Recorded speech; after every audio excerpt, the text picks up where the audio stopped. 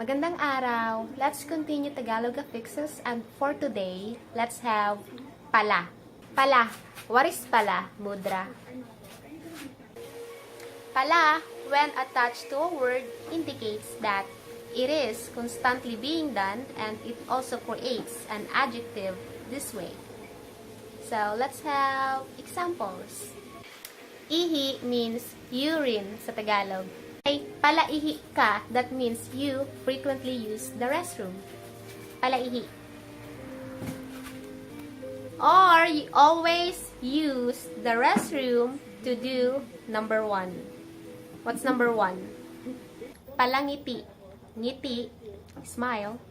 Palangiti is someone who always smile. And I'm looking at old photos right now. Nakita ko ang lumang picture ni kapatid.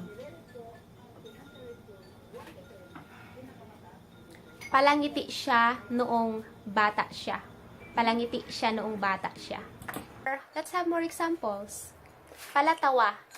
Tawa is laugh. And to say someone always laugh, palatawa. Palatawa. Well, some also pronounce the word palatawa. So, either one, palatawa. Palatawa si Papa when he's drunk.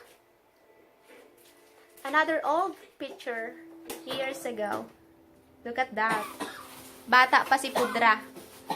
Palatawa, palatawa si Papa when he's drunk.